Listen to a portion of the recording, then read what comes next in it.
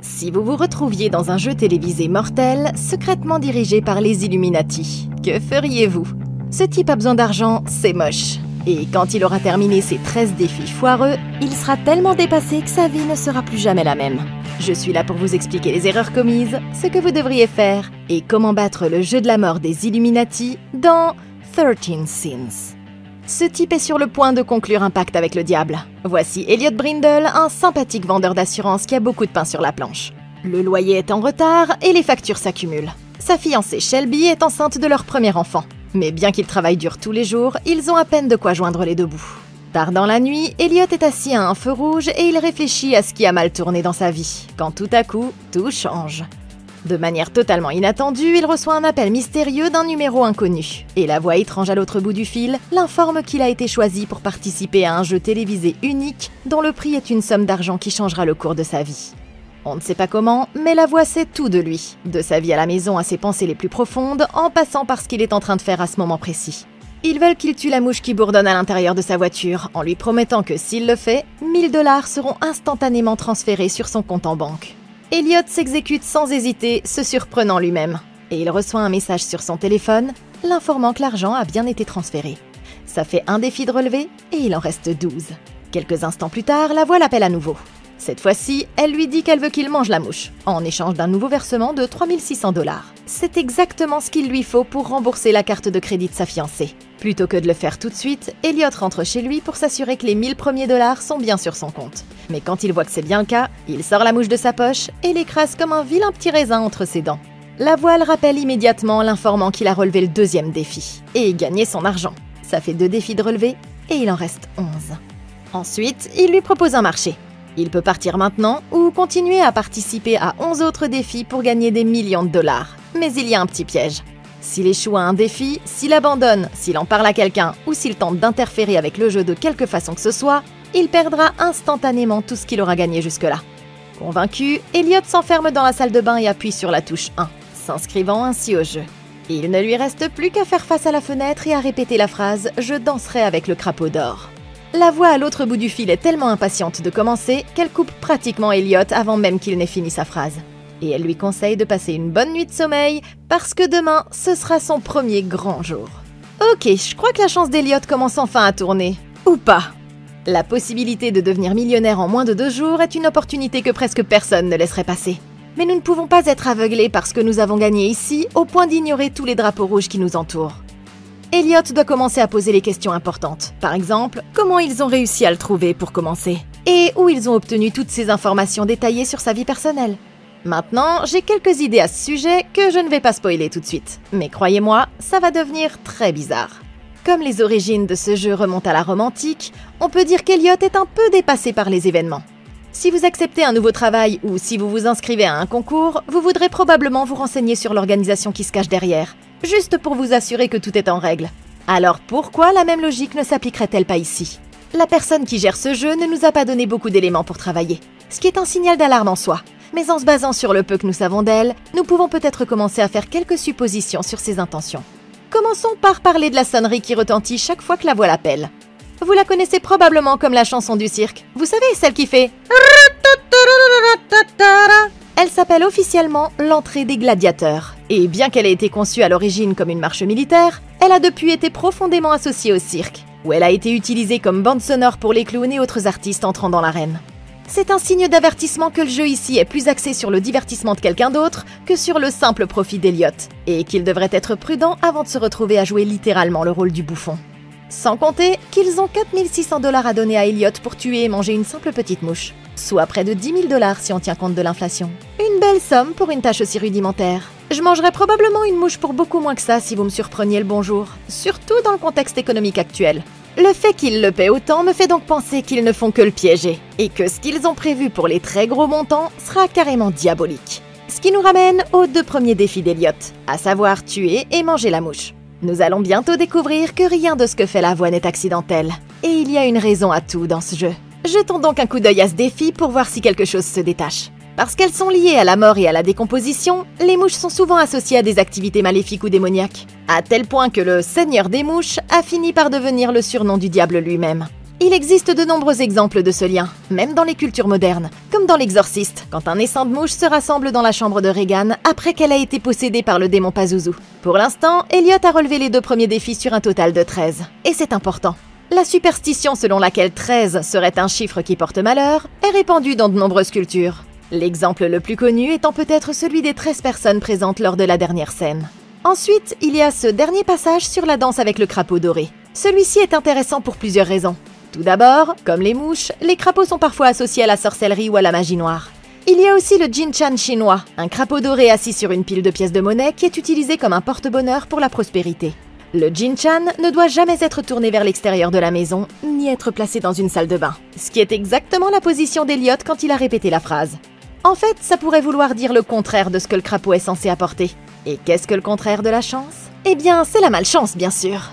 Les signes d'alarme s'accumulent, et que vous préfériez le prendre au sens propre ou au sens figuré, ce jeu télévisé présente tous les signes avant-coureurs d'un pacte avec le diable. Même la voix de l'homme au téléphone semble diabolique. Et ce gars-là était beaucoup trop impatient de voir Elliot commencer, si vous voulez mon avis. Accepter le jeu revenait à inviter le démon à entrer. Et nous avons déjà été suffisamment témoins de ce genre de situation pour savoir que même si les choses commencent toujours par des petits détails, les entités maléfiques de ce genre ont le don d'empirer les problèmes jusqu'à ce que votre vie soit réduite à néant. Elliot, ici présent, s'est même spécialisé dans la mythologie et le folklore pendant ses études. Alors si quelqu'un ici devrait voir les signes avant-coureurs, c'est bien lui. Se faire licencier, ça craint, mais il y a de meilleures alternatives pour rebondir que de passer un accord avec des voix louches au téléphone qui surveillent littéralement vos moindres faits et gestes. Elliot est sous pression parce qu'il sait que son frère Michael va perdre sa mutuelle maintenant qu'il a été licencié. Mais il est aussi sur le point de se marier, donc il pourrait être possible d'assurer son frère par le biais du travail de sa femme jusqu'à ce qu'il puisse en trouver un autre. Sa femme et son frère semblent être solidaires pour le soutenir dans les moments difficiles. Et s'il fait ça parce qu'il veut les garder en sécurité, alors s'impliquer dans une organisation de l'ombre toute puissante, c'est pas une bonne façon de le faire. Personnellement, si une voix étrange m'appelait pour me donner tous les détails de ma vie, j'envisagerais fortement de quitter la ville tant que je le peux et de m'installer dans un autre pays. Pour l'instant, Elliot n'a pas grand-chose à perdre en jouant à ce jeu. Il a la possibilité de gagner une somme d'argent considérable et il semble qu'on puisse se retirer assez facilement si les choses dégénéraient. Je ne peux donc pas le blâmer de s'être inscrit. Mais les choses ne tarderont pas à prendre une tournure bien plus sinistre. Le lendemain, Elliot et Shelby vont rejoindre les parents de cette dernière pour déjeuner au parc. Quand tout à coup, il reçoit un autre coup de téléphone. C'est l'heure du défi numéro 3. Il y a encore 5000 $ en jeu. Et les règles sont très simples. Pour obtenir l'argent, il lui suffit de faire pleurer un petit enfant. La voix ne se soucie pas de la manière dont il s'y prendra. Mais il a 5 minutes pour briser le cœur d'un gosse, sinon le jeu sera terminé. Le parc regorge d'enfants, mais il ne pourra pas s'approcher suffisamment pour les faire pleurer sans avoir affaire à leurs parents. C'est alors qu'il aperçoit cette adorable petite fille qui descend tranquillement une allée toute seule. Et il décide qu'il est temps de lui gâcher sa journée. Quand elle est sur le point d'entrer dans le bâtiment, Elliot lui barre la route et commence à lui dire que ses parents ne l'aiment pas vraiment. Elle réagit pas tout de suite à son bluff, mais il redouble d'efforts en lui disant qu'ils vont divorcer et l'envoyer vivre à l'orphelinat. Et le pire, c'est que tout est de sa faute. Finalement, la petite fille craque et retourne en courant vers ses parents les larmes aux yeux, tandis qu'une nouvelle somme de 5000 $ est déposée sur le compte d'Elliot, comme l'avait promis la voix. Elliot se précipite lui aussi vers sa famille, essayant de partir le plus vite possible. Malheureusement, ils ne sont pas assez rapides, et il tombe dans une embuscade sur le parking. La mère de la petite fille est en colère, et elle lance une poubelle bien remplie sur le pare-brise d'Elliot. Mais ce dernier s'enfuit et file sur la route sans que Shelby ne comprenne ce qui s'est vraiment passé. Ça fait 3 défis de relever, et il en reste 10. Ok, je comprends qu'Elliot essaie de faire quelque chose de bien, mais là, c'est vraiment n'importe quoi. Maintenant, il n'y a pas vraiment beaucoup de façons éthiques de faire pleurer un enfant, mais parmi toutes les options qui s'offraient à lui, je pense qu'Elliot a peut-être choisi un des pires plans possibles. Enfin, je veux dire, j'ai probablement pas besoin de vous dire pourquoi un homme adulte qui s'approche de façon étrange d'une petite fille dans un parc n'est pas très bien vu. Et c'est pas forcément la décision la plus intelligente de s'en prendre à une gamine en particulier. Sans compter que vous risquez de tout perdre si vous n'arrivez pas à la faire chialer. Il y a aussi le risque que les parents ou même la police s'en mêlent. Elliot aurait pu au mieux se faire botter les fesses, au pire se faire arrêter par un policier. Et c'est pourquoi si c'était moi, j'aurais essayé de trouver une autre stratégie. Même si je n'aime pas son approche, il est indéniable qu'il a obtenu des résultats. Parce que l'idée d'être séparé de ses parents est une des choses les plus bouleversantes pour une enfant de cet âge. La vérité, c'est qu'il y a beaucoup de façons de contrarier un gamin, mais presque toutes risquent de vous attirer de sérieux ennuis. Alors comment trouver une façon de relever ce défi tout en minimisant les risques personnels ? La solution pourrait venir de la compréhension de la psychologie des enfants. Outre le fait d'être séparés de leurs parents, les changements inattendus et le fait de trahir la confiance qu'ils ont dans les personnes qui s'occupent d'eux sont parmi les choses les plus déstabilisantes pour les enfants. Sachant cela, je pense avoir une solution qui pourrait fonctionner. Le plan est simple. Une fois que j'ai raccroché le téléphone, je me lève de table et je crie aussi fort que possible que le Père Noël n'existe pas à la foule qui ne se doute de rien. Cette stratégie fonctionnera parce que ce n'est pas techniquement un crime et qu'il est à peu près certain qu'elle fera pleurer au moins un des enfants présents, ne serait-ce qu'à cause du chaos qui suivra inévitablement quand tous les adultes réagiront à ce que je viens de faire, et sans avoir visé qui que ce soit en particulier. C'est vraiment le seul moyen auquel je puisse penser pour qu'Elliot termine ce défi sans avoir d'ennui avec la justice. La pire chose à laquelle il sera confronté alors, c'est un moment gênant avec les parents de Shelby. Mais pour 5 000 $, c'est à vous de décider si ça en vaut la peine ou non. J'ai horreur de dire ça, mais il est peut-être temps pour Elliot de commencer à reconsidérer son implication dans cette affaire. Il a gagné plus de 11 000 $ à présent. Et c'est une somme considérable. Mais s'en prendre à un gosse, c'est bien plus intense que de s'infliger le dégoût de manger une mouche morte.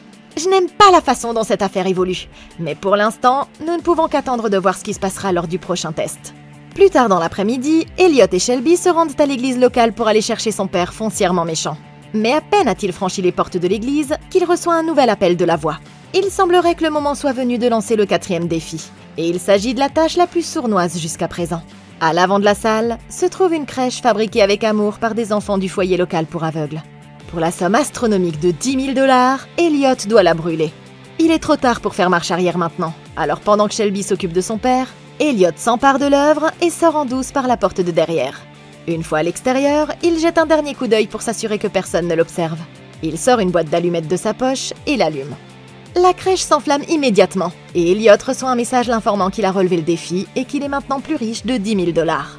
L'argent étant en sécurité sur son compte, il prend un balai et commence à essayer d'éteindre les flammes. Mais il finit par propager l'incendie dans l'église elle-même. Il n'a jamais voulu brûler tout le bâtiment. Alors Elliot s'empare rapidement d'un extincteur et tente désespérément d'éteindre le feu. Mais ça ne sert à rien. Paniqué, il se précipite à l'intérieur, déclenche l'alarme incendie et rejoint sa famille dans le couloir, où tous les trois s'enfuient précipitamment par la porte d'entrée.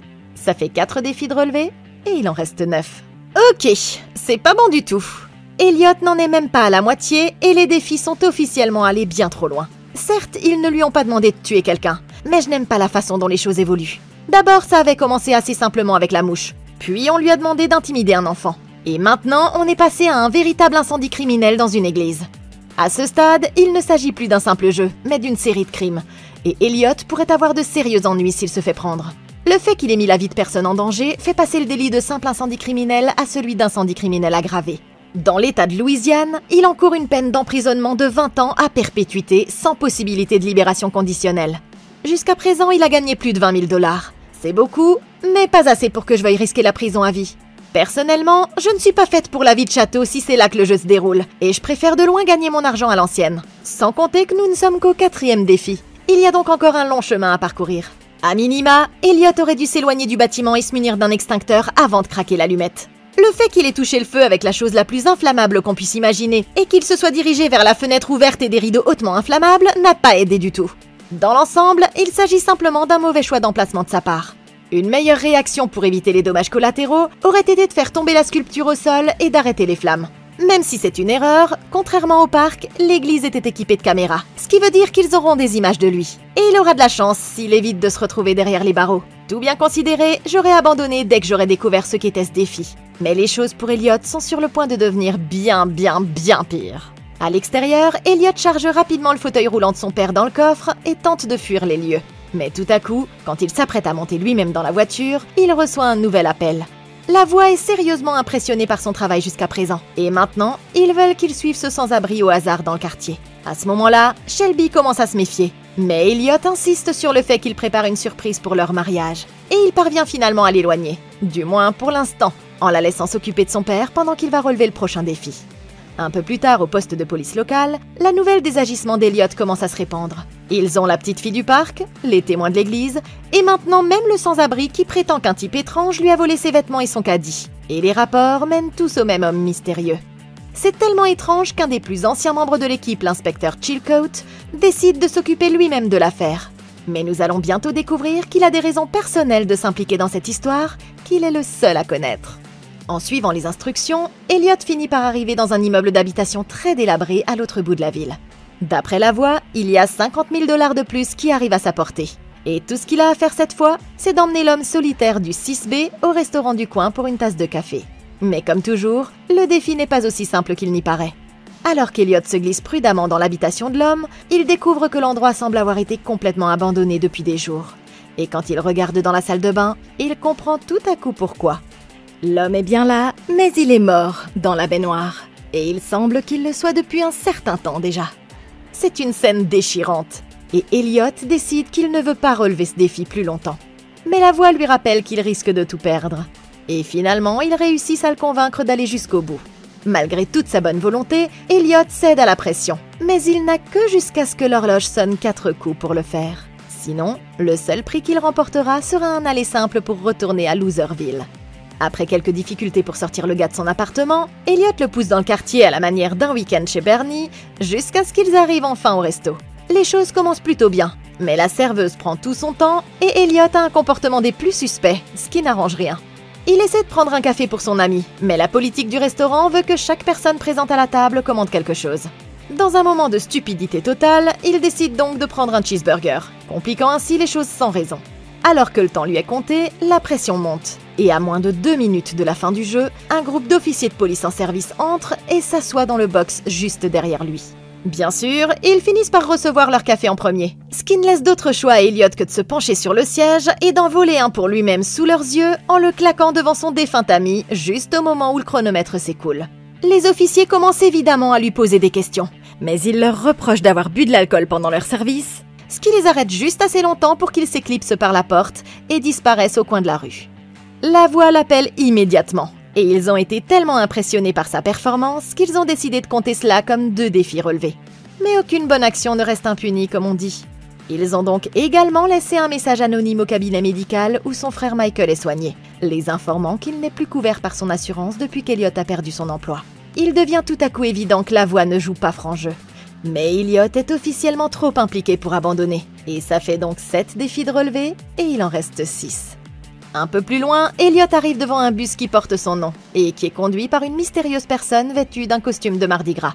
Il s'assoit dans le bus sans recevoir d'autres instructions.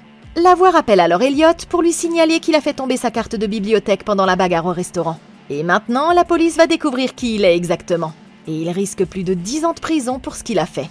Mais la voix le rassure en lui disant que s'il termine le jeu, ils auront le pouvoir d'étouffer l'affaire. Ok. Waouh, quel désastre! Je ne pense pas qu'Elliot ici présent aurait pu être plus près de tout gâcher s'il avait voulu le faire. Nous n'avons pas besoin d'une boule de cristal pour prédire que la situation ne fera qu'empirer. Après ce défi, il est officiellement considéré comme un homme recherché. Alors je pense que vous pouvez deviner ce que je vais dire. Et c'est... Elliot, tu as merdé! D'accord, donc bien que nous ne sachions pas à combien s'élève l'argent d'Elliot maintenant, il est quasiment certain qu'on parle de plus de 100 000 $. C'est un sacré paquet d'argent, mais il va avoir du mal à le dépenser s'il se retrouve derrière les barreaux. Il était déjà dans de sales draps pour un petit incendie criminel à l'église, mais se faire prendre avec un vrai cadavre, c'est un moyen rapide d'aggraver les choses. Ce qu'il vient de faire ici pourrait être considéré comme une profanation de cadavre, ce qui est un autre crime, et ça pourrait lui valoir jusqu'à 10 ans de prison. Si on ajoute à cela tout ce qu'il a déjà fait, il risque de passer un sale quart d'heure s'il se fait prendre. S'il voulait aller jusqu'au bout de sa mission, il aurait dû entrer et sortir du restaurant aussi vite que possible. Ça ne devrait pas être trop difficile, si? Mais Elliot a tout de même trouvé le moyen de se faire avoir. Enfin presque. Il ne restait plus que 2 minutes avant qu'il n'échoue au jeu. Alors quand la serveuse a commencé à faire traîner les choses, pourquoi diable a-t-il commandé un cheeseburger parmi toutes les choses qu'il aurait pu dire? Je n'arrivais vraiment pas à croire ce que j'entendais à ce moment-là. Elliot, j'ai une idée. Pourquoi ne pas commander 2 cafés? Ça aurait été plus simple et tu n'aurais pas eu à en voler un à la police. Tout ce que tu avais à faire, c'était de la jouer cool et de te tirer de là. Mais tu as fait tout le contraire. Sans le plot armor, tu serais maintenant à l'arrière d'une voiture de police. Le principal problème, outre l'argent bien sûr, c'est qu'Elliot est censé apprendre à se débrouiller tout seul. Mais tout ce qu'il a fait jusqu'à présent, c'est laisser la voie le pousser à commettre plusieurs délits. Tout ça pour divertir des genres de tarés richissimes.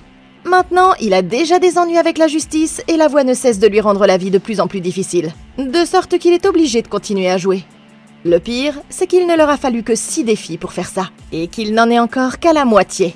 La voix dit qu'ils peuvent faire disparaître tout cela s'ils gagnent, et peut-être qu'ils le peuvent, mais la vérité, c'est qu'Elliot n'a aucune garantie à ce sujet non plus. Il a fait tout ce qu'il voulait jusqu'à présent pour finalement être victime de chantage et être puni. Je ne les croirais donc plus du tout sur parole. Elliot aurait vraiment dû arrêter de jouer quand il était encore en mesure de refuser, et dès qu'ils lui ont dit d'intimider un enfant dans le parc. Il serait peut-être encore fauché, mais au moins il n'aurait pas eu les Illuminati aux trousses de sa famille pour l'obliger à continuer à jouer.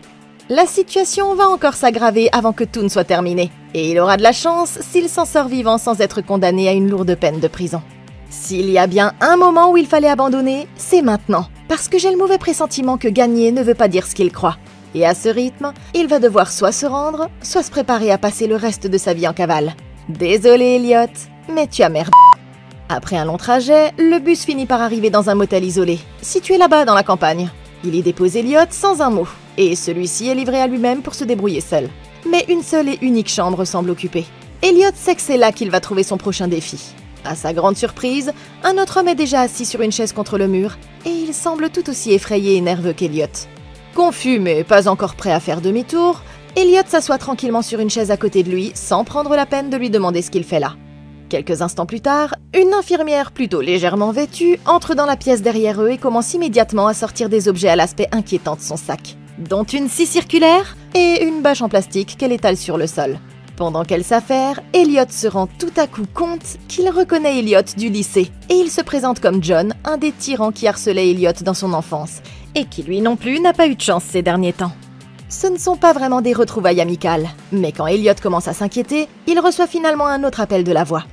C'est l'heure du 8e défi, et avec 1000 V-Bucks en jeu, la prochaine tâche d'Elliot sera de scier le bras droit de John alors qu'il sera toujours éveillé.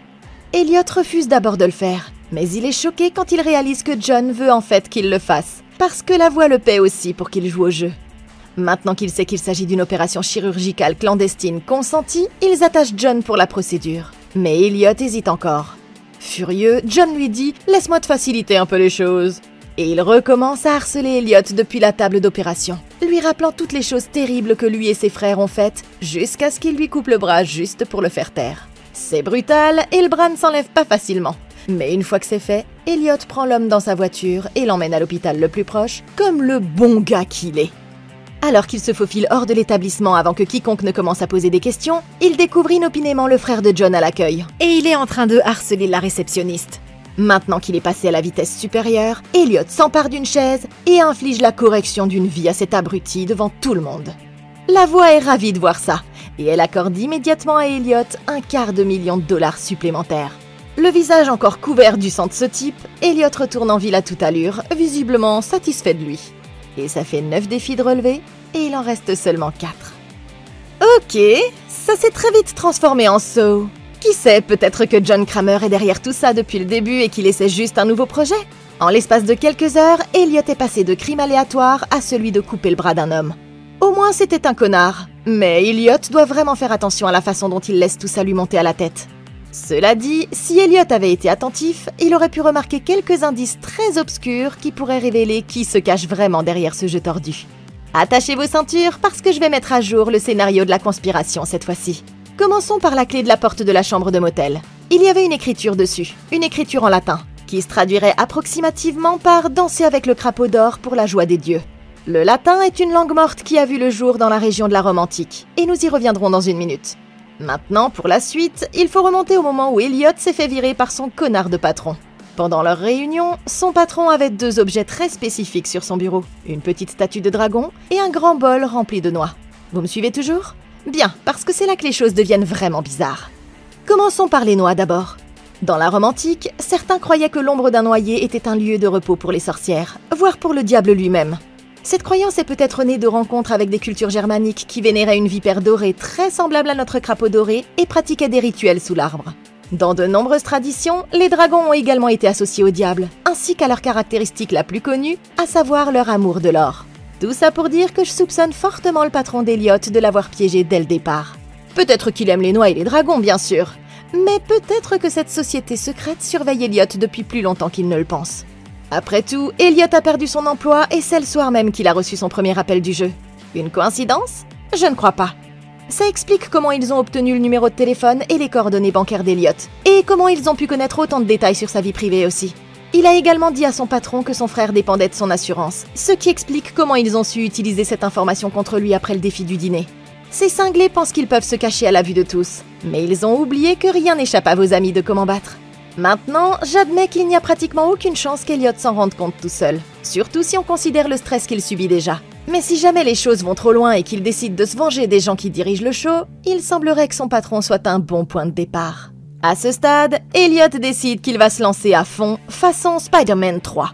Il arrive à son dîner de répétition avec une veste en cuir neuve, embrasse sa fiancée et se pavane comme s'il était le maître des lieux. Extérieurement, il est au sommet de son art, mais intérieurement, il attend nerveusement le prochain appel. Enfin, son téléphone sonne à nouveau.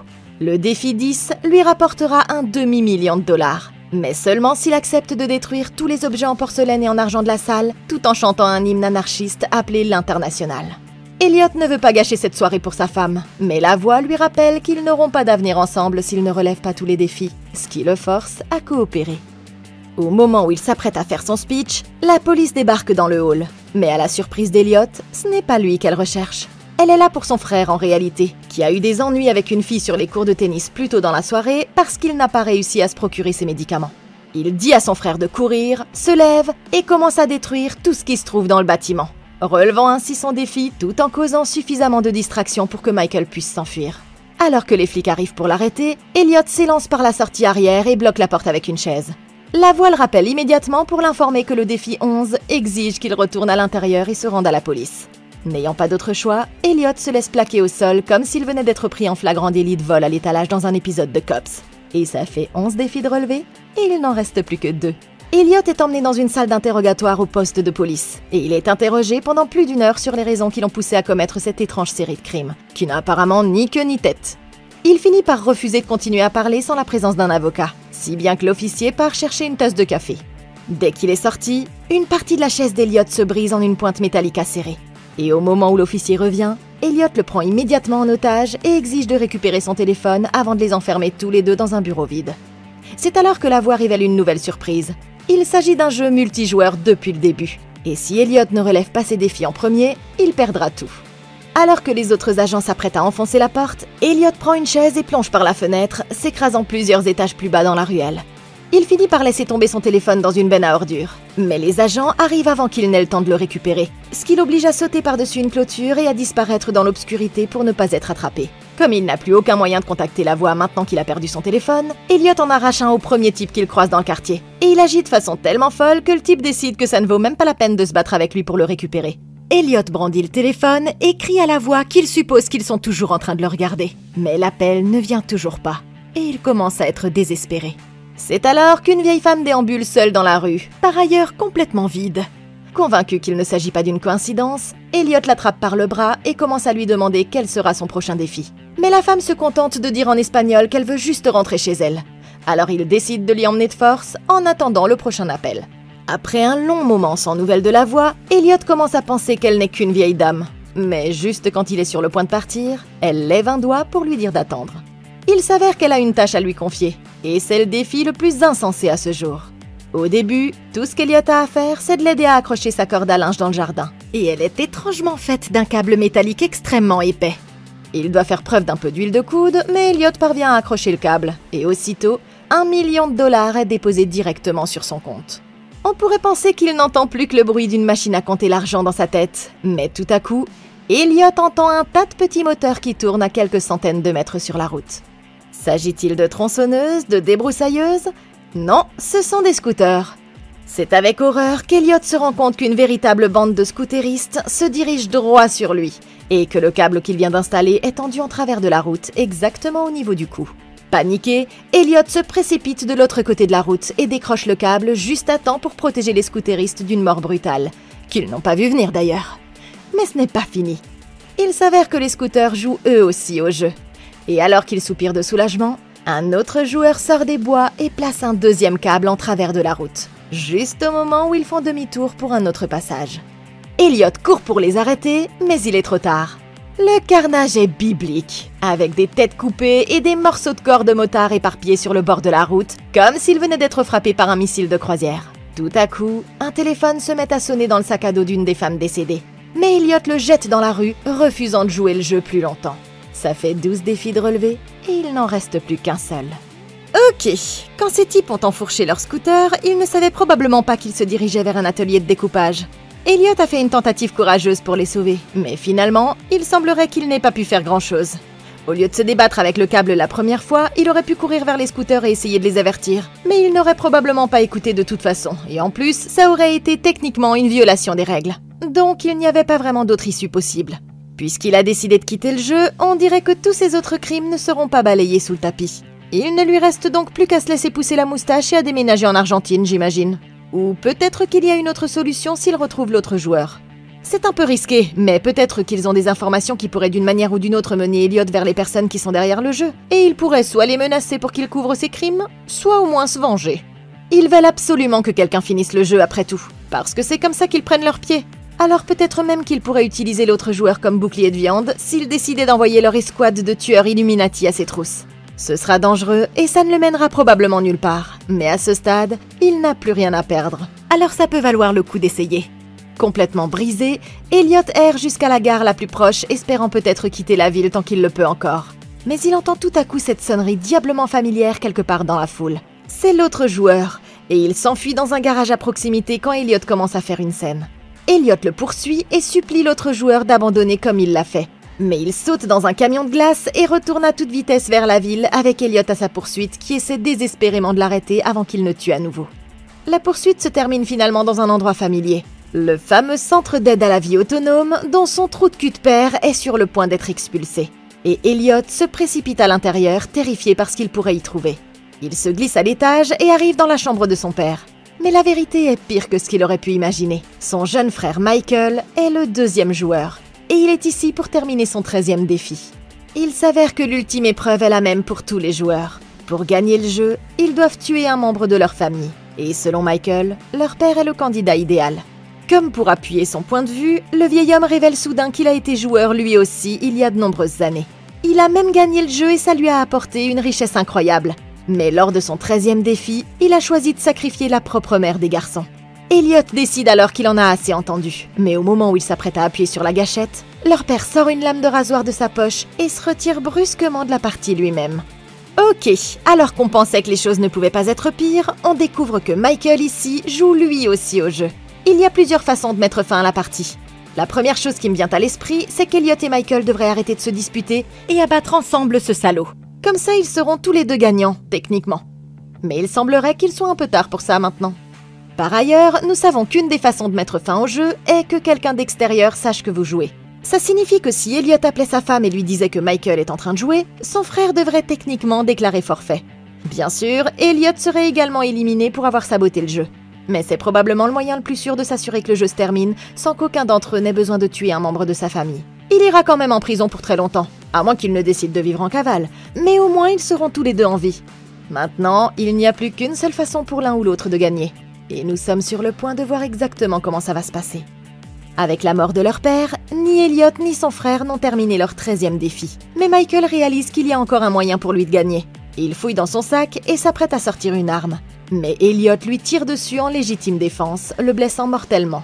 Le cœur brisé, il se précipite aux côtés de son frère. Et Michael explique qu'il a fait tout ça pour leur offrir un cadeau de mariage. Mais ce moment est soudain interrompu quand il sort un couteau de sa poche et il poignarde Elliot dans l'abdomen. Elliot recule en titubant, terrifié, et Michael continue à le poignarder dans la jambe. Mais son frère finit par succomber à ses blessures avant qu'il ne puisse terminer le travail. Les 13 défis ont donc été relevés, et Elliot est le vainqueur. Mais il ne s'en sortira pas sans un combat. Alors qu'il essaie de sortir du bâtiment en titubant, il est surpris de rencontrer l'inspecteur Chilcote en train de détruire toutes les preuves de ses crimes. Il s'avère que le détective était dans le coup depuis le début, et bien qu'il ne soit qu'un pion dans la combine, Elliot l'abat. En faisant ça, il se retrouve à déclarer forfait et perd tout son argent. Mais il est bien plus heureux qu'avant, parce qu'il a réussi à obtenir le peu de vengeance qu'il pouvait. Au matin, Elliot appelle sa femme d'une cabine téléphonique pour lui annoncer qu'il rentre enfin à la maison. Il s'avère qu'elle a également été contactée par la voix, mais à son grand soulagement, elle a refusé de jouer au jeu. Ça a été une sacrée aventure, mais ils sont enfin à l'abri du jeu et Elliot comprend à présent parfaitement pourquoi il ne faut jamais passer de marché avec les Illuminati. Mais que feriez-vous? Si une société secrète m'appelait et me faisait chanter pour que je fasse un tas de trucs bizarres, vous voyez ce que je veux dire? Je me montrerais plus maligne qu'eux. J'appellerais immédiatement la police, je viendrais chercher mon mari et je quitterais la ville. Mais dites-moi ce que vous feriez dans les commentaires ci-dessous. Merci beaucoup d'avoir regardé. Laissez un like, abonnez-vous et consultez la playlist de Comment battre pour d'autres vidéos comme celle-ci. Et d'ici la prochaine fois, je vous souhaite une excellente journée!